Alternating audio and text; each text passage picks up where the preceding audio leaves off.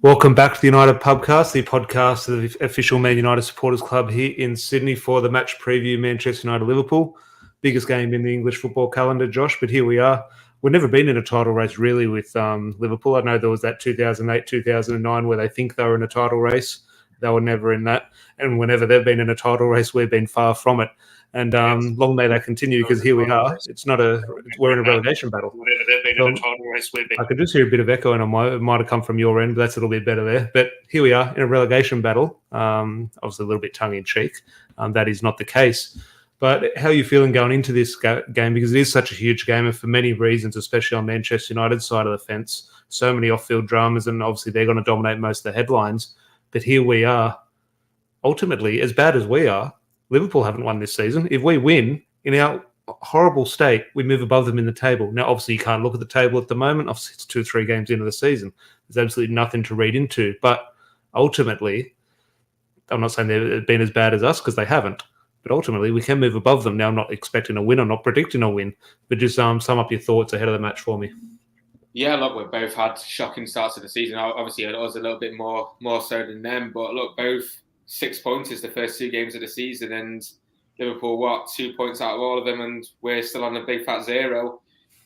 Still a massive game, though, regardless. You know, no matter what the positions are in the league, Liverpool United, you can never take anything away from the game. We could be 20th in the league, and they could be first in April, and it'd still be a massive game for us. It's one of them games where, regardless of the positions you are in the league, you always want to win it, and no matter the state of your club, you always have that belief somewhere in you that you can win. Obviously, they've had that sort of negativity for the past, maybe in the early 2000s or so. For 10 years, we were the favourites, and then it switched for post 2013-14. So, look, it's a huge game, and one, even though the position we're in the league, I'm still a little bit excited for. You say that in regards to when it comes around, no matter your position, there's always that little bit of excitement amongst the fans. And I remember mentioning that last year in terms of sharing that thinking. It was before I forget, did we play City and Liverpool back-to-back? I forget, in that part of the season where we went to Liverpool to Anfield and lost 4-0. That week before the game, I was thinking, we're going to get smashed 4 or 5-0 here. And I was thinking, well, maybe come match day, I'll get that bit of a buzz, and then I'll have a bit of a more realistic approach and sort of be excited, and I won't predict. I might expect a draw or something. And match day came around at Anfield, and I sat there 20 minutes before kickoff going, no, we're going to still lose 4 or 5-0. And that's how bad it was at the time. Now, last week when we lost 4-0, I was thinking, okay, here we are, we're going to lose 5 or 6-0 to Liverpool. I'm still predicting potentially a heavy loss. However, there is a little bit more excitement now. I don't know if that's off the back of Liverpool. They've got a lot of injuries. I know Thiago's out, Jota's out, Darwin Núñez is out. Is that a good thing for Liverpool or a bad thing? Obviously, that's up for interpretation. They haven't won this season, so I don't know if it's a little bit of false hope. But there is a little bit of excitement, maybe placed in the wrong area. But I'll just say good day to some guys in the live chat. There is a few in here, which is good to see. Make sure you do leave a like on the video, and then we'll crack on with all things Man United and football. George, good to see you as always, mate. Adam and Dion, good to have you here. Chris, as always, having a good chat with him the other day. Rob here from It's a Football Thing. Big game ahead. Let's hope for some positive signs. Anthony not worth 100 million. He just makes the point also here. No player from Dutch League is worth anything near that. We'll touch on the Anthony bit in a little bit, because here, transfer experts here, Josh and I, saying we're not signing a midfielder, nothing's happening. 12 hours later, we wake up and we've signed Casemiro. So I'm sure Josh and I will have our thoughts on Anthony and that transfer. Dylan, good to see you, mate. Dion here just with a point. Alex McAllister, our top scorer, should we buy him? Obviously, is he the guy who got the own goal, obviously, for Brighton the other day? How that guy's Argentinian, I don't know. He's the most Scottish player I've ever seen. Plays for Argentina, or he's Argentinian. I'm not sure how that quite works. But Ian, good to see you, mate. Good mate ours from Perth. The worry coming into this fixture. There is a worry, but also, again, it might be stupidly placed, but there is also that excitement, which we will sort of touch on. And I do want to touch on Anthony a little bit later, but we'll discuss the match preview, and obviously we can have our thoughts on Casemiro as well. So do get all your thoughts in the live chat. But football-wise, Josh, what do you read into this? Obviously, a lot's going to be made of the Eric Ten Hag interview. Gary Neville and Jamie Carragher are going to put out Monday night before the match. And that'll obviously be sort of very football orientated. But in regards to this, there's a protest before the game. There's transfers. There's money spent. There's money not being spent. It comes down to a game of football. Liverpool, their performances haven't been too bad, but they've had 2 draws. Our performances have been absolutely woeful and 2 deserving losses.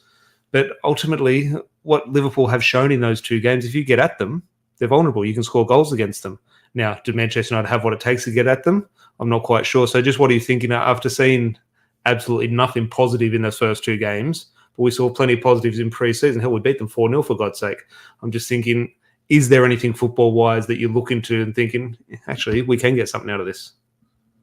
I think nothing football-wise for me. We are what we are at the moment. I think it's just the psychology that they're due a win and so are we. It's who's going to get it. I mean, personally, for me, I think, and you'll see what my team lineup's going to be and what I predict it's going to be, but I can see us playing, for not conceding. I can see this having, unfortunately, 0-0. Probably fortunately in the sense that, we're not going to concede a goal, which would be fantastic because what is that now? 6 goals in our first 2 games. And then you look at the last couple of games in the Premier League last season, we're a bit heavy in terms of conceding goals at the moment. So, look, for me, footballing ability, I don't think we're better than them. I mean, look, if they turned up and it had the confidence behind them as well, coming off the back of maybe 2 wins at the start of the season, I think we could absolutely get annihilated. It has nothing more than a Liverpool victory over it. But look, the situation is different. Is Eric Ten Hag right to, in terms of, now we'll get into your lineup in a little bit, whether it shows in this, I'm not sure. But we saw Solskjaer, and this is maybe the right thing or wrong thing to do. Actually, not against Liverpool, but in some games against Manchester City and Chelsea, when he went to 5 at the back, and he's a little bit more pragmatic. It actually worked for Solskjaer quite a few times. Now, Eric Ten Hag is obviously a very different manager. I'm just thinking, he's a manager, we all talk about his principles, and he wants to play the game in a certain way. Manchester United is in a very specific way at the moment. It's a very bad way. I'm just thinking, yes, we do want Eric Ten Hag to stick to his principles, and he's obviously a proud manager in that way. But also, we're in a hell of a situation here. Could you see him? 2 things. Could you see him actually change it? I'm not saying go to a back 5, but let's say adopt a very pragmatic approach. Or 2, should he? Like in regards to, okay, you do want to go play your attacking football. That's great, but hang on, we're up against the second best team in the world, and we're woeful. Let's park the bus, sort of thing. Like those 2 things. How do you think it plays out in Eric Ten Hag's mind? Well, I'm going to be an absolute hypocrite now because we were sat on the podcast on last Sunday night with Borche, and he said, he's got to stick to his guns. No matter what happens or the defeats coming, stick to your philosophy, stick to what you want to bring into the club. But then I look at the games, the 2 games we've had since then, and obviously we've come off the back of 2 defeats, and your next game's Liverpool. I think you have got to be pragmatic and maybe put an extra defender. You're leaking a hell of a lot of goals. The team's suffering from a lack of confidence. They're just not, I wouldn't say buying into the philosophy. Because I don't think they're not buying into it. I just don't think they're good enough to play it at the moment. I look at the Fulham game they played in the first game, and is there a case where we could almost just, now this is very different at elite sport, but is there a case where we could just almost play the occasion and really go at, and now, yes, it could result in losing 7-0. Who knows? But ultimately really go at them like Fulham did in that first, and if you do grab an early goal, suddenly game plans go out the window and just becomes a Man United Liverpool, a clash, a fight. It doesn't become a football match. And I'm just thinking in regards to that, because ultimately, if we have a pragmatic approach and it takes 1 mistake, takes a David De Gea back pass or a Maguire mistake at the back or something, ultimately the game plan goes out the window after 5 minutes anyway. How many goals we concede very early to the likes of Manchester City and Liverpool seems to happen every time we played them over the last couple of years. Well, that's what we did last year, Tommy. We went at them. We went at them straight away. It looks as if we were the better team for the first 10, 15 minutes of that Liverpool game, maybe the first 10 minutes. I think we had the first chance of the game. I think, I can't remember if it was Martial or Rashford, just put it inches wide off the post, and it was a really big chance they missed. It probably could have gone 1-0. Would it have been a different game? Probably not. I still think they probably would have battered us 5 or 6-1 that day. But I think you just got to play it safe and just try not to concede. I think, you look at the times when Mourinho used to play them, especially, I know it's obviously not at Anfield, but he just knew probably our capabilities weren't as good as theirs, and he set out and played, not to lose. And ultimately, it's frustrating for them. And you got what you really wanted from the game. And I think for United, I think it's probably more damaging this game. He can stick to his philosophy, and we can lose 4-0, and everyone can say, you know what, stuck by it. But ultimately, that's 3 out of 3 losses. It's a big sort of message at the start of the season, and yeah, you have all these parody accounts, and I think Betfred said something, or Paddy Power said something, where they've slashed the odds on Ten Hag being the first manager to be sacked, and you laugh because it's probably unlikely not going to happen after 3 games. But when you lose 3 games, it's going to have a really damning effect, which is Oh, why you say 3 games, and you're completely right. Like, he's not getting the sack after 3 games. He's not getting the sack after 5 or 6 games. But suddenly, if you lose 3 games, okay, disaster. Wait, Southampton, can Man United lose that game? You bet your bottom dollar they can lose that game. Suddenly, that's 4 losses. We got after that. Like, suddenly 3 turns into 5. That turns into 7. Now, we're not going to lose 7 games in a row. Surely not. Surely that's not possible. But suddenly 3 will it'll multiply quicker than anything. So yes, he's not going to get the sack, but that's why there is that wry smile, because you never know. Like, things are that bad at the moment. Just 1 or 2 comments here. Ryan here saying, is Martial due to feature? It does look like he's fit. I'm not sure what stage he's at in regards to training, but we'll discuss that when we discuss the striking position, when we bring up the starting lineups. Chris here saying, if teams didn't run over us through the midfield, I don't think we'd play 5 at the back. There's an interesting point Dion makes regarding 5 at the back here. I think 5 works it for Maguire, no one else. Before we get into the starting 11s, Harry Maguire. 1 we'll get into in regards to should he play or shouldn't he play. Chelsea, just paper talk? Is there anything in that? Because if Chelsea do play a 3 at the back, you do look what Harry Maguire does do with England at 3 at the back. It kind of makes sense. Now, can I see that deal happening? No, I can't see that deal happening. I think it is just paper talk. I think there was a lot of positive PR stories put out by United over the last couple of days. You look at the ANTONY story, we'll get into the validity of that.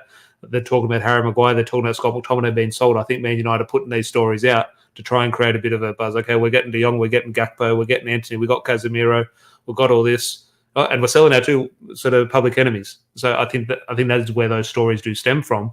But Harry Maguire to Chelsea, anything in it? Not for me, no. Yeah. Nah. Just one to it's just one. I don't know if it's a laugh or if there's any. It might have been considered or someone's thrown it out there when they were inquiring for Pulisic, but I just can't. Yeah, possibly. One thing I agree with you. I can see how he'd fit into Chelsea. Very much a Tuchel style. Very much. Would you be against it? Like, here I am saying, don't sell Ronaldo to Chelsea. Harry Maguire. Well, okay, I think Harry Maguire improves Chelsea, which you don't want to improve a rival. Ultimately, given the horrible situation both him and the club are in, would you be against it? It's a hard one to say, because Maguire, he's played so many games for us and he's obviously had those culpable performances, but we just don't have any consistency of seeing him. I know this is a bad thing to say. It's a shame he's not been injured for a period, because you can't see what the backup's like as a partnership. Yeah. Whereas he might be rested one game in like a domestic cup. But the domestic cup's a domestic cup. You have one partnership for that game. It's not enough to really make it a lasting partnership. And unfortunately for United, we were knocked out the domestic tournaments pretty early last year anyway, so we couldn't really see that. The Champions League was, a mainstay. It's one of them things. I think I don't know if he. I don't know. Is my answer to your question, Sam? I just don't think he's had that period out of the team long enough to see what would be like without him, whether that be for injury. Well, will we see against Liverpool? I'll bring your starting 11 up, and if you can talk the listeners through it, I'll just bring it up here. Harry Maguire does start for you, and you've thrown the Argentine in midfield. Just talk me through your thinking on this one. Well, just is this a predicted or a preferred? I wouldn't say it's preferred, because I'm being a hypocrite. So I was on the podcast Wednesday and I was on the podcast last Sunday when I said he needs to stick by his guns and stand by his philosophy. This is my I wouldn't be surprised lineup. Generally, I think he'd match Liverpool. I think they'd go 4-3-3. I think you'd probably swap Martinez out, just in terms of the spotlight he's had over the past few games, and you stick with Maguire and Varane. But I'm just hoping he probably sticks an extra defender, in honesty, just for the extra bodies. I think McTominay and Bruno sort of picks itself in terms of the pace around the pitch. I don't know if it's a game for Eriksen to start. I think he might come on if it's level, and obviously have the front three sort of pick itself at the moment with Martial injured, or just the Martial's a very interesting point. Just 2 points here. I would sure there, Rob. I just don't think he's brave enough for Malacia to start a big game like this. I don't think he'd be brave enough. I know you think he spent so much money. Why is he not signing him?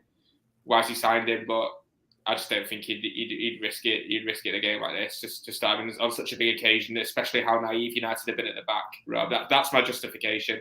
Personally, I'd love to play him. I just don't think he will. Well, Borche was shouting United will play with a back 3, which, in terms of that lineup there, I can see back 3 there with you literally just drop Martinez in. It'll be interesting. Then you push your sort of wing backs, whether that be a Malacia, Shaw, a Delo on the other side. It pretty much becomes that 3 or a 5, however you do look at it. So it will be interesting how that sort of does figure. What do you think in the starting 11 in terms of those two wingers? Because I look at it and say, after the Brentford match, I was saying, play Jimmy Garner, I'm going to play Garnacho and probably play Elanga. I'm just going to change it all up. Then 2 days later, Jimmy Garner was placed on the transfer list, and ultimately kickoff comes around. You think, well, no, hang on. Okay, you can't just throw the kids in at home to Liverpool. You do need the sort of seasoned professionals. As much as we don't like them at the moment, the manager will opt for those. So I've gone for the same two wingers there as well. But could you see a situation where he does throw a curveball? Maybe that Anthony Martial goes into that dynamic and changes things, potentially. But in regards to a Rashford and Sancho, their performances haven't been there so far in these two games. Are they just going to pick themselves because of the lack of options, or could Erik ten Hag actually throw a bit of a curveball there? I don't know if he will, to be fair.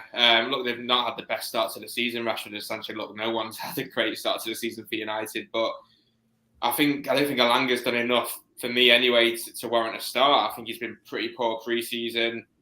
The games he's come on, he was all right, but I just don't think a game where the team is so low in confidence, I don't think he brings that confidence and freshness into the team for me at the moment. Maybe off the back of a couple of wins where he wants to rotate, yeah, but just not for me. I just see a comment here a little bit earlier, GT, where did Matter go? He should be starting in this team for me. No idea. He still hasn't found a club one, Matter, the poor guy. Fingers crossed he can get his future sorted before the transfer window close. Well, he's a free transfer. It could continue after the window, but there's You're not happy with that lineup. Trying to get us relegated. We said it many times, Sam. We'll take relegation this year. Me and Josh are definitely the minority there of not minding a season in the Championship. Emad, good to see you. Shaw still at the buffet. Hopefully he doesn't have that pre-match lunch that he had against Brighton on the first day of the season, because this is the next game at Old Trafford. And I do want to touch on sort of the team's pre-match sort of preparations on the way to Old Trafford, because obviously our last game we were discussing the pre-match lunch and how that affected performance. What time they're going to have to get to the game this time in regards to this potential protest, we'll discuss in a little bit, but that will be fascinating. So do remind me on this protest before we do wrap up. But in regards to, Rob reminded me, linked to Leeds, that is not happening. One Matter is not going to Leeds. I can assure you of that. I can't even think about that one. But I'll bring my 11 up here. And I forgot what I put in this 11, so I want to talk you through as I see it, because it does change. And I'm sure when I'm discussing this, it'll change my mind as well. But the front three does pick itself. I have a feeling he will drop Maguire. There has been a bit of sort of media speculation. Now, has it been anything in that sort of validity in that media selection? I'm not sure. So I think this is more predicted than preferred. I'm not sure what the right decision is. Because if you look at our performances, Martinez and Maguire, there has been a narrative in regards to the goals we've conceded. In regards to specific individual performances, they've probably been not the best because they haven't been good enough, but they've been better than the other players. So ultimately, do you really drop Maguire and Martinez? I'm not sure, because other players deserve to be dropping ahead of them. I think he'll make a change in midfield. I would personally potentially go Christian Eriksen over Bruno Fernandes at the moment. I think Bruno Fernandes will, because I think Liverpool will dominate the game. If the ball chance sort of breaks to one person in terms of trying to create a chance, I know Bruno is so frustrating. You probably back him to do something. Now, if we're on the ball and dominate, Christian Eriksen might have that patience and composure to sort of make things happen a little bit more than Bruno. But I think Bruno will get the nod there. Van der Beek is just a shout because, look, Fred and McTominay. People don't want to admit this because McTominay's been woeful this season. However, he's been better than Fred. Fred was hooked at halftime in the first game, or 5 minutes after halftime. He was hooked in the second game at halftime. McTominay came on not to steady the ship because the game was pretty much over, but ultimately kind of steadied the ship a little bit. So ultimately, McTominay and Fred, one has to be in there for their physicality and their energy. McTominay has been better than Fred this season. Again, that is not me saying McTominay has been good. I think he's been woeful this season, but he's been better than Fred.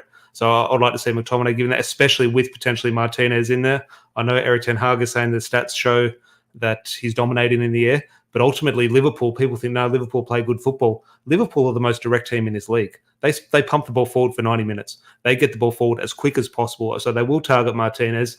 That is where I know people don't like this. You're going to use McTominay for his height, especially on that side with Martinez. So I can see Erik ten Hag opt in for that. In regards to that, and is there anything, am I a bit deluded in thinking or reading anything into the Harry Maguire potentially being dropped speculation? No, I don't think. I don't know. I just can't see Maguire getting dropped. In all honesty, it'd be a massive statement. I mean, if you drop him for a game like this, I think there's. I think you're probably dropping him for the next two. If the result goes our way as well. Malassia's a brave one for me as well. I just don't think he I want Yeah. him to get the start, but I think it's just a bit too much of an occasion. Obviously, you've got to start somewhere. Who knows? Van der Yeah, Beek as no, well. it's Obviously, well, at the start of the week. At the start of the week, I was saying play Jimmy Garner. I was saying playing Garnacho. I was saying play Alanga. Throw one of them in. Malassi will be that one. But just one or two comments before we do move on. The Aussie Gooner here. Good to see you, mate. If you need a little bit of Arsenal content, go check out the Aussie Gooner. Unfortunately, it's all positive content for them at the moment. They're 3 from 3 and fine, but fair play to them. But I think as Man United fans, you just have to accept what they're doing at the moment. Hopefully the downfall comes soon and we can sort of stock up on that popcorn. But go check him out. Few here, Ryan here. Forgot we still had Donny. I just throw him in there every couple of weeks just to remind myself. Do I expect him to start in central midfield? No. Well, I don't know. Look, Donny van der Beek under Erik ten Hag. Has Erik ten Hag shown a liking to him, or is Erik ten Hag mix? Or what's your feeling in regards to that? Because we thought it would be like a new signing. We thought Erik ten Hag would love him. But ultimately, as I said, when Erik ten Hag was announced, I think McTominay is going to be played over Donny van der Beek. People won't like that. Ultimately, it's proven the case at the moment. But Donny van der Beek has been involved. He has been off the bench here or there, and he has looked, given the smaller sample size of minutes, has looked better than Fred McTominay in the shorter period of time. I think he's due a start in a big game. I just don't think it's Liverpool for me. It's just unfortunate to have had minor snippets in games where he's probably been sent on to eliminate the damage caused, especially the last game against Brentford. His pre-season wasn't, anything to shout about, which I think sort of hindered his starting opportunities as well. I think it was really clear to see after the first 2 or 3 games who Ten Hag was going to start with, as they got more game time over pre-season. And unfortunately for him, it looks to be another start to the season where he's getting really familiar with the bench. Yeah, no, look, it'll be fascinating to see what happens with him in regards to the future under Erik ten Hag, because obviously Casemiro's coming in. There's one more spot taken. There's who sort of falls down that pecking order. Unfortunately, because I do like Donny van der Beek, but in terms of the way the squad dynamic does sort of work in regards to what a manager needs, unfortunately, it might be him who slips down the pecking order, which would have been sort of unthinkable when Erik ten Hag was announced. But it will be interesting to see what happens with him. Now, do we want a score prediction? Because we do have a sort of tipping competition for the Man United Supporters Club here. I've tipped with my head. I think I've gone 4-1 Liverpool, which is crazy to say as a Man United fan, but ultimately that is what I think. Now, come match day, that might change, and I might get that pre-match buzz and think, oh, hang on, if we get an early goal, things might change. I pray that comes. At the moment, I'm sceptical that will. I think Liverpool should wipe the floor with us, unfortunately. Sorry, do you have anything else to add to that? Did you have a more positive scoreline? Well, contrary to the lads in the comments, but it seems to be ridiculing my team. I think if you play my team 0-0. I'll be celebrating a 0-0 draw, Josh. Play your team. We're losing 2 or 3 now. I don't think it'll be as heavy as the last home and away last season. But I think we're losing that game. And I'd be surprised if we scored as well. I think it'd be like 2-0 to Liverpool. Yeah, Sully here saying I can see it getting messy for us. Emad with a bit of positivity. I like it, mate. 2-1 to United. And Adam 3-0 to Liverpool, unfortunately. Look, an early goal for United, and United just need to be up for it. And a lot of that comes down to the atmosphere, which I want to bring up now, Josh, this protest that looks like it's going to happen. Now, there are 2 sort of aspects to this protest. There's one outside the ground in terms of a march from the Tollgate Hotel outside of the Old Trafford forecourt in front of the megastore, the United Trinity statue. So there's that protest organised by the 1958, and organisations like Must have also sort of promoted that and given their support. And there's a bit of a hashtag on Twitter saying empty Old Trafford. Now that seemingly looks like all it is, a bit of a hashtag on Twitter by a few people. I think all the people at the ground and the protest are going to go into the game. They might protest inside the ground, who knows, but I'm sure I don't expect 20,000 empty seats. I think everyone there is going to the game, and I'd like to see that because ultimately it's Man United Liverpool. We want 3 points. I'd love nothing more than sort of to put Liverpool below us on the table, even a move above them. So I think it is important to get behind the team. But in regards to the impact this potential or protest will have on the football, do you think it will have an impact? Do you think, because it's a Monday night game, under the floodlights, do you think that there will be that anger, there will be that passion outside the ground, that'll trickle into the ground? And in regards to the atmosphere before the match, there will be a buzz. And now, is it a positive buzz or a negative buzz? But there will be a tension in the air. Now, can United deal with that tension? Can they turn that into positive energy and sort of get a good performance and good energy going? Or will they cave and buckle under the pressure? We'll know after 5 or 10 minutes, but how can you see it potentially impacting the match?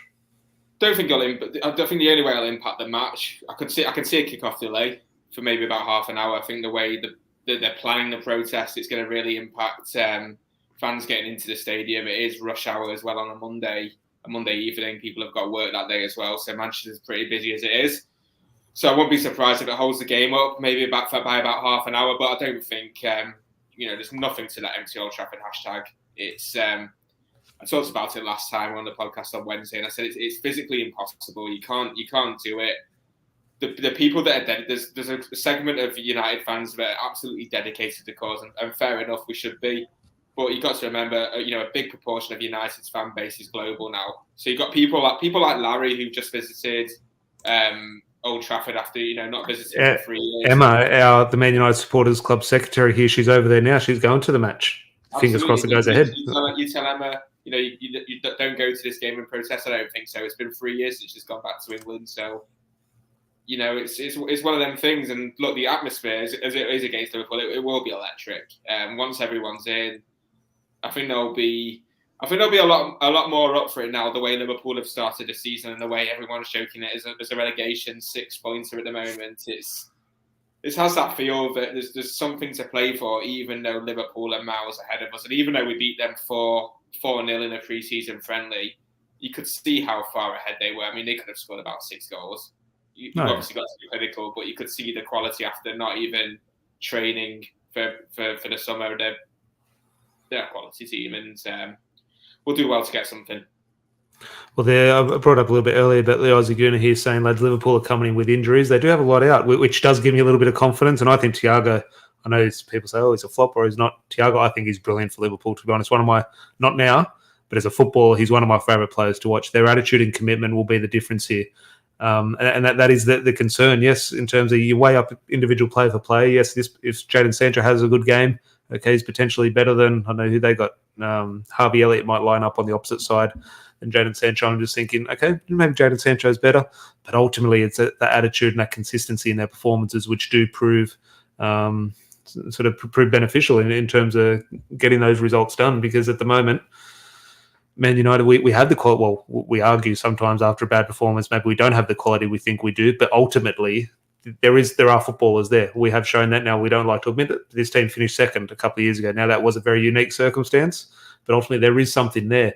It's up to Erik ten Hag, and it's a big job because other managers have failed to do it, but it's up to Erik ten Hag to instill that mentality to get the most out of the players. At the moment, that's not happening. Maybe it's hopefully a bit of short-term pain for more long-term gain, but Erik ten Hag, do you think there is something in that? We're talking about football. Liverpool are better than us. Okay, they've got better players. They've got a better manager potentially.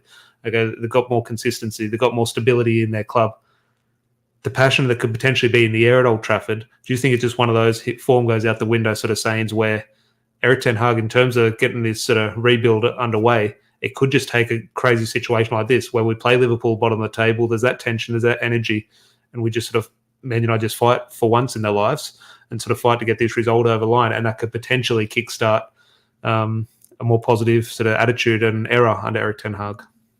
Look, anything can happen in a game of football. So I know it's a cliche thing to say, but atmospheres carried United in the past before. The fans have been sort of the 12th man and carried them on the pitch, and I don't think tomorrow will be an exception to that. I think Liverpool's form it will help us a little bit. I think that'll instill that confidence. I mean, you look into the away fixture last year at Anfield after the season we'd had, and I think it was one of the latter games of the season. You just knew what the score was going to be.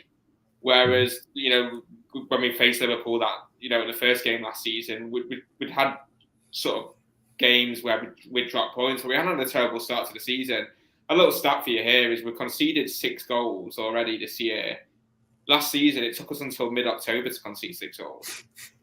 And Liverpool was one of the games. I think Liverpool would have been the game after that where we leaked quite a few goals. So, look, anything can happen. We're going into the playing Liverpool at the lowest probably point of I felt supported United in a long, long time.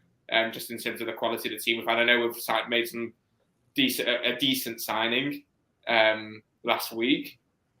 Well, this is my point here. Chris says, I wish Casemiro was playing this game, and a comment from George saying, can Casemiro be on the bench? Casemiro can't be registered for this one. I think the deadline for a new signing, you have to be signed on the Friday before a match week. And it technically hasn't signed yet. And so that is not going to get over the line. And obviously you do look how Man United do unveil signings while the agreement with Real Madrid is there in terms of the unveiling, the photos, the interviews, the registrations, the visa he still wouldn't have. He still hasn't flown to England. He's definitely not, hopefully for the Southampton match, or not even hope, he better be available for the Southampton match, which the Man United Supporters Club here in Sydney will gather at Scruffy Murphy's for, which we'll sort of promote a little bit later on in the week. But Casemiro, you maybe potentially do a Rafael Varane, the next big signing from Real Madrid, maybe get unveiled on the pitch. And ultimately, do you think that is potentially what we discussed, whose motive was that? Was that a club PR thing or a Solskjaer thing? We do see how that sort of built the atmosphere when Rafael Varane was unveiled on the pitch before the Leeds match. United players then got up for it, went and smashed Leeds. Was it 5-1 or 5-2? 5-1, I think it was. Yeah. Bruno Fernandes hat-trick. Could you see Casemiro, now different circumstance, that was the first game of the season when there was positivity. Now there is obviously a lot of negativity, but could you see Casemiro being unveiled on the pitch before the match, or do you think with all the off-field stuff, United will sort of try and stay clear of, well, maybe they'll try and turn it in all positive, but I think United will probably stay clear of any on-pitch unveilings. I think it'd be a massive statement, but I think it's come a little bit too late, unfortunately, just to do something like that. The way we started the game, I think it's a little bit insensitive as to what's happening outside of the pitch as well. I think it'd be a little bit distasteful, really. Yeah, I agree with that. And I had a joke with Rob on a Sydney group where I think Rob said it was like, really good signing, and I was just like, no, look, he's probably got a dodgy ticker. Because when we make signings like this, you think, 5 Champions Leagues. Why does he want to change? And why does he want to change with a team that's so low in confidence, so ridiculed globally at the moment? Yep. It's definitely a concern. Make sure you are subscribed. I think a lot of people who started watching our YouTube channel at the start, it was about a year ago, probably a little bit over a year ago. You'd remember a podcast we did with a Brazilian mate of mine, Lewis, Brazilian footballer, where we discussed the sort of past Brazilians who have played for United and sort of went through their careers, Klebbersons, Rafaels, Fabios, Andersons, etc. He's going to come on. He's followed Casemiro's career very closely. So he's going to be on in the next couple of days, and we'll sort of go through the sort of specifics of Casemiro and what his potential motives are, how it's going to affect his World Cup sort of plans, obviously later in the year. So do stay tuned for that. Make sure you do leave a like on the video if I've sort of given you some insight or some potential hope going into this Liverpool match. Any like on the video would be appreciated. But we'll move on just to the last bit. We'll discuss the protest. We'll discuss the football. Anthony, it does look like Borche put in the comments a little bit earlier saying United have agreed a deal with Anthony. Now, I think that is a very straightforward deal for Man United to do. I'm sure he's not on a pittance at Ajax, but whatever United can offer, I'm sure he's doubling, tripling, if not quadrupling his wages when he moves to Manchester United. So I've no doubt United have the deal with Anthony in place. The situation, Josh, is with Ajax. It sounds like it could take 100 million to get him away from Ajax. It looks like from all reports, reliable reports, we've had an 80 million pound, euro or pound, I'm not quite sure. Let's go pound for the sake of saying it. An 80 million pound bid rejected by Ajax. Okay, crazy. But obviously if that's rejected, United have to kind of go up 85, 90, potentially 100 million. Rob put in the comments a little bit earlier saying you can't be paying 100 million pound for someone from the Eredivisie, which I tend to agree. But ultimately, which I do agree, but I then sit back and say, well, if Eric Ten Hag wants him, it's not our money. Spend the money for what Eric Ten Hag wants. Is Eric Ten Hag right to potentially go in and absolutely break the bank? We'll get into a Glazer discussion on how this money has become available and why they're allowing this money to be available. But Eric Ten Hag and Anthony, is this the right thing to do if he wants him and his team to be going and spending that amount of money? I need to be careful what I say because I feel like I absolutely slated in the comments, but I just don't think he makes us a better player. Better team. I don't know. I just don't really see it. I know. Look, he's quality. Yeah, he's a good player, and a good player does make your team collectively as a team makes you better. But individually as a person, is he a missing link to the jigsaw? Is he a piece of the jigsaw? I don't know. See, that's what I don't know, but that's where are we placing trust in Eric Ten Hag? If Eric Ten Hag has a better football brain than you and I, if he believes so, is it the right thing? I mean, look, he obviously turned it around the other way. He obviously believes Martinez is, a good quality footballer that's worth the money we spent for him. And the first 2 games, it's very easy to scapegoat and go, what the hell are you on about? I mean, look at you stereotype his height, for an example. You look at the 2 performances. It's a lot of money. Like as Rob said, for another BC player, it's just it's record breaking. But look, you'd be like Anthony Martial's first season when we spent 50 million for a French player. From a team that wasn't. I know Monaco were a decent team, but they'd sort of slipped a little bit downwards from their recent success a couple of years prior to that. We could be laughing if he has a good first season. Well, 50 million back then in, what was it, 2000, and would have been the end of 2015. It's probably like 100 million now in terms of the way the transfer market has gone. And Anthony Martial, actually, that's a debate for when Martial leaves the club at some stage in regards to was that value for money, because that was a while ago. But there's a comment here, the Aussie Gunnar, the question, lads, and obviously this is obviously coming from an Arsenal point of view, looking at our mess at Manchester United. It's an interesting one. Look, we could have an hour discussion about this, Josh. But question, lads, how much do you need to spend to get this team competitive? Look, we could discuss this for an hour. We could have an exact figure or no figure at all. It's not so much a figure in terms of, okay, spend a Borche here, which I don't disagree with, but we need to spend 300 million in this window. It's not a figure for me. It's the motive behind spending. Are we signing Casemiro and Antony for 100 million? If this story about the Glazers potentially selling and Jim Ratcliffe coming in, do you think we're making those signings? I don't think we are. So it's the motive behind these. It's the huge part of the recruitment for me. Again, we're talking about selling players. We're talking about investing in players, which is a huge part of it. But for me, Josh, Eric Bailly can't be sold. He's on loan. Jimmy Garner, we're going to sell our best player, not our best player, but one of our most valuable assets for 15 million. We can't sell a player who's desperate to leave and we're desperate to sell. He has to be loaned out to Marseille. I'm just thinking Phil Jones is still contracted to the club. These players who we're unable to get rid of, Luke Shaw is still kicking around at the club where potentially he's obviously done his time at United. Because these players are stuck around on big contracts, we're unable to get the new players in. I'm thinking that is the huge part of recruitment. And I think until that is fixed, spend 50 million on the right players or 250 million on the right players. I don't think I can put a figure on the players coming in. I think in terms of order to fix the problem at the moment, it's getting not the deadwood out, but the players you don't need out. That's a huge part of the rebuild, in my opinion. I can't just say, okay, 400 million will fix the problem. Because will it? Because then we'll have 300 million on the bench. And then obviously you've got 300 million worth of unhappy players on the bench. I'm just thinking, it's a good question, but it's going to take me an hour to sort of get my head around. But just your thoughts on that. Is there a figure where you think, no, hang on, if United do this, it will fix the problem? I wouldn't say there's a figure to it. I'd say going back to your argument there, it's a long-winded process in terms of recruitment. You look at, it's very easy to say, let's loan a player, let's loan like Jones, but then players, the clubs that you loan them to don't want to pay their wages because they're so extortionate. And then that's your problem right there. They're still sitting on the books and they're saying they want to play football, but obviously they're not going to get a chance because they're not in the manager's plans. And it's sort of a lose-lose situation. And then you don't have the scope to obviously buy the players. And that's where we say, forget the rebuild, we've been renovating from EMAD there. But in regards to that, you're unable to get rid of those players because of the potential wages. So that's where we say, okay, we need to spend 200 million on these players to bring them in. Okay, you bring 200 million worth of players in.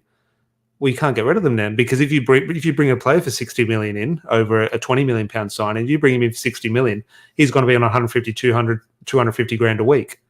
No other club's going to pay. So if it doesn't work out and he has to be sold, or he can't be sold because no other club is going to pay those wages. So we demand the investment. We demand these players come in for big money because that's what we need.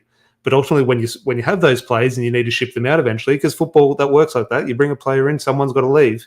Ultimately, when you bring that player in, when it's time to go, you can't get rid of him. So ultimately, it's a bit of a catch-22. We bring these players in, which it fixes the problem, but creates another problem 2-3 years down the track because the recruitment in terms of a structure from the football department has been simply non-existent.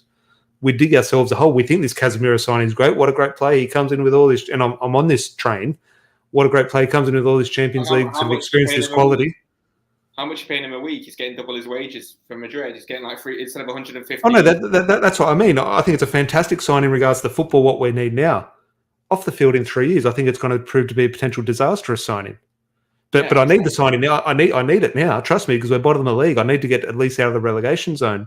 But I know it's going to cause problems. When we sign Cristiano Ronaldo, I was the happiest person on earth. I knew this is exactly what we need. It gives us this boost. I can't wait to say I've waited 12 years for him to come back in a red shirt. I knew. We all said this we did the stream when he was unveiled as a Man United player. The excitement, the buzz around it, I shared it, and I was front in line.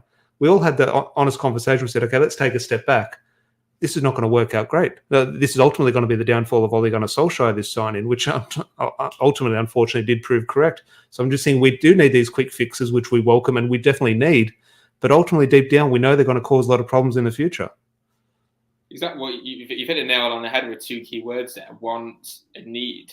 We started off the transfer window of players that we wanted, and now it's a case that we're desperate. We don't want the players anymore. We're desperate. We need them, and when need takes over want, you do extortionate things and ridiculous things, and that includes paying over the odds for players that probably aren't really worth it. I'm not saying Casemiro is not worth it, but if you swap Casemiro for Frankie de Jong at the start of the transfer window, you're probably getting an offer rejected because you're not, instead of doubling his wages, you're probably matching them, if not slightly improving what he's on at Real Madrid, as opposed to doubling them. Frankie de Jong, same with Antony. Now it's going to be ridiculous wages that he's on if it does get over the line. I mean, it looks like personal terms are agreed and he does want to leave. I mean, if the rumours to go back, I think he didn't train with the Ajax team the other day. Well, it does look potentially he's going to force that move through, because obviously there has been a bid put in. Obviously, Man United's very reliable sources say the £80 million bid has been rejected. Now, if there's someone's willing to pay £80 million for a player, they're willing to pay 100. Obviously, that first bid's 80. They definitely do have a little bit more to go. Now, if Antony has got wind of that bid, which it does look like he does know about it, and he's gone on, let's say, strike, I have a feeling Antony thinks this deal can get done. I think he has a bit of confidence, a little bit of pressure placed on Ajax. We'll get this over the line. So we'll be interested to see how that unfolds. But here we are saying, let's say all the players, all the people who want Antony, which I agree, I do like Antony as a player. I think he's quality. Whether he's suited to us, I will trust Erik ten Hag to say yes. This is a player who has been linked with from right at the start of Erik ten Hag's reign. So it doesn't scream to me as a panic signing. Now, the price tag potentially screams a bit of a panic. But ultimately, I think Erik ten Hag wants the footballer. But in regards to, does he suit Manchester United in terms of what we need? Could that £100 million be spent a little bit sort of evenly across the board? I know Emad put a comment up a little bit earlier talking about he still need a right back, a striker, a centre back, and a keeper. Potentially it does look like Man United looking at not a reserve goalkeeper, but a keeper to potentially push David De Gea, which I think is needed as well. So I don't know, Josh. Here we are. We get caught up in this. Okay, the excitement of Casemiro, the excitement of Antony, but ultimately here we do take a step back and we think, well, hang on. Okay, yeah, the quick fixes and potentially long-term fixes. If all things go well, fantastic. We won't be complaining. But we've had this debate for 10 years. We've had all these quick fixes, and they haven't proved beneficial. They haven't proved what sort of the right things in the long term.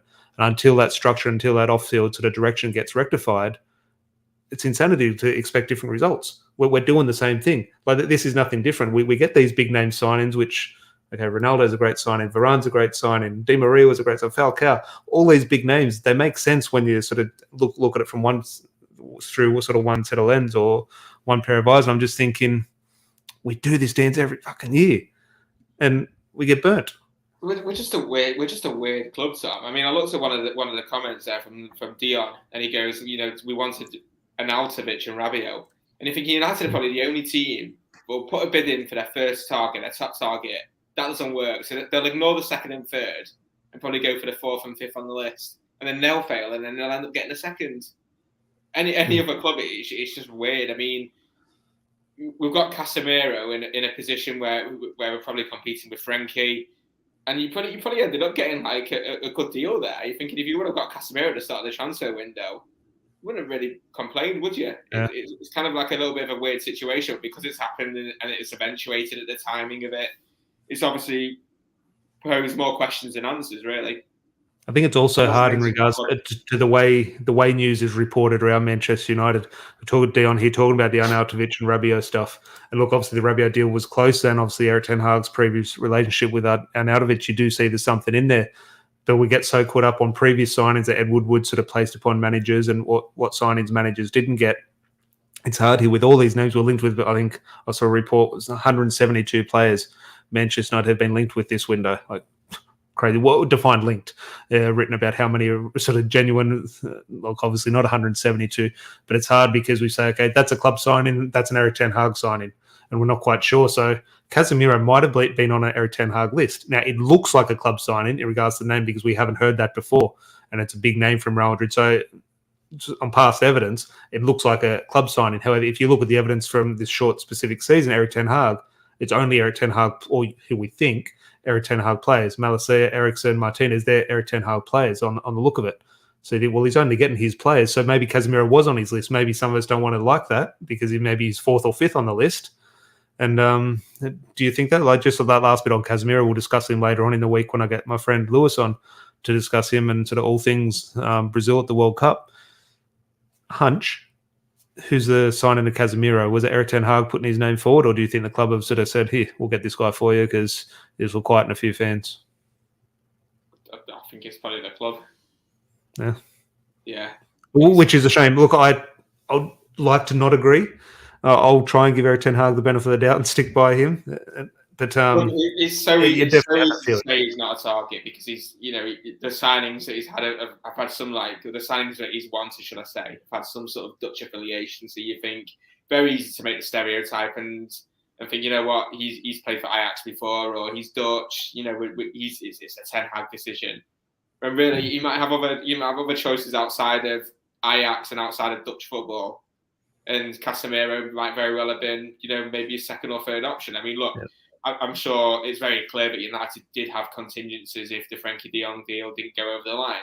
They made a bid in for Rabia when unfortunately couldn't agree personal terms. It's hard there in regards to Larry and I have discussed this before in regards to, let's say, and it all started around the Frankie de Jong discussion. If we're not getting Frankie de Jong, who's plan B? Maybe plan B is someone completely different and will play a different way. Maybe Eric Ten Hag's plan A is Frankie de Jong. No other player can do what I need that Frankie de Jong will do. So if I don't get Frankie de Jong, I'm not going to get a player like Frankie de Jong because I'm going to do something different with the team. So maybe that is where we want to see a continuation of a Frankie de Jong type player. But maybe plan B was different to plan A. Maybe Frankie de Jong was that specific and that integral to a plan that Eric Ten Hag is thinking, okay, I don't get him. Well, I'm going to do this instead. And maybe that is where further down the list, a player like Casemiro comes in. And this point here from Chris, which will start to wrap up, but Casemiro came in quick. There wasn't a lot of hype. And that is where we discuss hypocrisy amongst the fan base and amongst ourselves. Josh, we've done this plenty of times on this podcast already tonight, but in regards to, we call for Manchester United to not have these drawn sort of long sort of sagas of all these rumours and all this drama around, like Frankie de Jong. We don't want this. We all sit here and say, I just want to wake up one morning when the player's holding a shirt. Deal official, okay, Manchester United has announced this player. Suddenly it's happened with Casemiro, and we're all being critical, saying, hang on, he hasn't been linked with us. This is a panic signing. Well, what if the club have been working on this deal for 3 or 4 weeks behind the scenes, which is what we've called for, and it has come out that the deal has been done? Like, which one do we want? We've been calling for it, but when it happens, we're so skeptical of it. And I think we have a right to be skeptical of it because there are so many leaks at Old Trafford. I'm just thinking that is where I see the hypocrisy amongst the fan base, which I'm guilty of myself. I just think now the way social media is and how easy it is to sort of have knowledge of a transfer, but the fact that it has come out of the blue is probably deterred fans. I mean, look, when United signs someone, you've heard about it. Or this is anyone. If anyone signs anyone at the moment, you have credible journalists like Fabrizio Romano will tell you about it maybe at the very latest 24, maybe 48 hours before you'll have that initial knowledge. And the fact that sort of came a little bit out of the blue and it was done within, again, 24 hours, it shocked us. It's one of the later ones. Transfers tend to build. There tends to be a lot of work in the background, but you will have knowledge because it's so hard to keep something like a move to another football club so quiet. Everything's in the public domain now. Yeah, no, definitely. Last point, because this will be out. When will it be out? I'm thinking the Monday Night Football. We won't discuss this until after the Liverpool match, so we'll discuss this in the review. Gary Neville and Jamie Carragher have rocked up to Carrington, and they, from the outlook, have looked like they've absolutely grilled Eric Ten Hag. Now, the questions, I actually want the answers to. I think, okay, fair enough. Now, they're fair enough questions, in my opinion. I think, yeah, I want the answer to that. If they're fair enough, in my opinion, if they are asked to the other 19 managers in the league. They're not asked to Steven Gerrard. They're not asking Thomas Tuchel. They're not asking Antonio Conte these types of questions. From what I've seen, they're only asking Eric Ten Hag, which that is where I don't think it's fair. I think I like the interview. I want to see what does he think of the players' attitude. What does he think of Martinez's height? Why did he sub him? I like these questions directed at managers if they're equally shared around the league, which simply isn't the case. But that is a way, in terms of the way Manchester United is reported on, in regards to, we are different to any other club. I've had a discussion with a journalist on Twitter today in regards to, he says, no, all managers and all clubs are treated equally amongst the media. And I think, look, okay, he comes from the media, so maybe he has to keep a sort of different lens on the thing, but ultimately that's not true. Manchester United is reported on differently. I'm just thinking we do see that in that Jamie Carragher and Gary Neville interview with Erik ten Hag. So just as we wrap up, just your thoughts now, without seeing the interview, is this something you like? Obviously we'll be tuned in, but we'll be glued to every word. But is it something from the snippets we've seen you like, or do you think, hang on, I don't feel quite comfortable with this? No, I wouldn't say I'm uncomfortable about it. I think United fans deserve some form of answers, whether they're scripted or Does not. Erik ten Hag deserve it though? Like, yes, we do, but does Erik ten Hag, him being put on the spot, I'm not comfortable with. Well, look, United made the ultimate decision of how many interviewers they have. I mean, it just didn't have to both get Carragher and Neville involved. They wanted sort of some answers. They could have easily just got Gary Neville. The fact that United have authorised both, a Scouser and a Mancunian to interview him, it shows that, I don't know if it's some sort of ploy. Obviously, we've got a lot of negativity at the moment around the club across all aspects. So it's probably quite a clever move from United, really.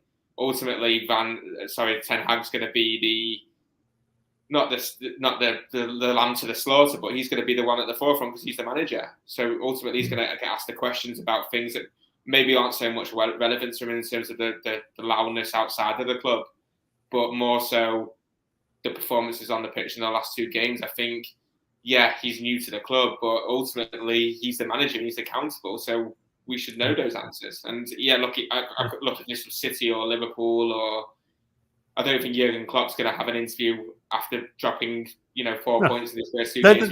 That's my point. And that's my point. The questions I think are good. Now, I think as fans, yes, we do deserve. We'll go in and ask Jurgen Klopp why he hasn't won this season. Go ask Steven Gerrard about this signing. Why isn't this signing? Why did you make that substitution? Then when he gives you an answer, double down and ask him again why. I just don't think... Again, I like the questions. I think if given to all 20 Premier League managers, fair enough, fair play, go for it. I think I'd love sort of more honesty and more transparency amongst the sort of the football world in general. But it's just at Man United. Like, I just... who knows? But... Look, I get what you're saying. It's not fair on the club to put him through that, but it's clever of the club, especially in this situation at the moment. It's probably going to take away a little bit of the noise that's happening outside of the pitch on the day it's released. Yeah, and I think it looks like in that interview, it looks like he handled himself well. But in the press in general, I think Erik ten Hag is handling himself quite well. Yeah, but look, he's quite a strong-willed man. I mean, look, Louis van Gaal was the same when he was at United. He obviously had these moments when he cracked and he'd be a bit eccentric, but he sort of had the press a little bit in the palm of his hands. He never really reacted to them, whereas, if Ferguson was annoyed, if Moyes was annoyed, if Mourinho was annoyed, it could really, really show on their faces. He's very calm and he's collected. And look, we might not get the answers that we want from the interview tomorrow, but ultimately they're going to be scripted answers, and in some form of way they'll probably appease the masses, which is probably the answers we need, the answers on the pitch. Whatever he says, we need the players and Erik ten Hag do the talking on the pitch and hopefully get us a result to take us off the bottom of the league, and more importantly, off the bottom of the league. That doesn't really bother us. What I want to see is move us above Liverpool, because after our start, if we finish after 3 games above Liverpool on the table, that's almost, given the situation, I can sort of die happy. I'll be pleased with that. And I'll be I've got plenty of tweets saved to go back at some Liverpool mates who have enjoyed the last couple of weeks. But Josh, it's been an absolute pleasure. The live chat has been great today. Plenty of different opinions, which is always good.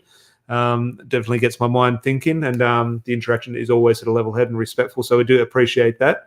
If you are new, if you do hit that subscribe button, that would be great. We'll also be going live on Tuesday night Sydney time. There'll be Tuesday morning the UK time in regard to discussing, fingers crossed, a positive result against Liverpool, but we'll be discussing it no matter what the result. And as I said, we'll have that Casemiro video coming out with a Brazilian football player in the next coming days. We might wait till that's officially announced potentially. But Aussie Gooner here has obviously been good in here tonight. If you do, as I said, need a little bit of Arsenal content as they're sort of flying high at the top of the table, go give him a subscribe. But as he says, likes are free, lads. So if you are holding your phone, which you are, because you're watching it on here, click like, takes half a second. It'll make the world of difference to us. And there is a rumour Larry is back in the country. I was scheduled to have Larry back on tonight, but I haven't heard from him. Maybe the jet lag's kicked in. So maybe when he wakes up, he'll sort of schedule himself in for the Liverpool review. But Josh, a pleasure as always, mate. Absolute pleasure. Hopefully Wednesday morning or Tuesday night, shall I say, that we'll be celebrating 3 points and not Fingers having crossed. to have a own goal as August goal of the month. That's just as important. Yeah, so who would you say? The Argentinian from Brighton, McAllister, is leading our goal of the month race. So fingers crossed that can be rectified. I'm going Scott McTominay in the top corner, 1-0 Manchester United. Who knows? But until then, we'll chat to you after the match. Cheers. Cheers.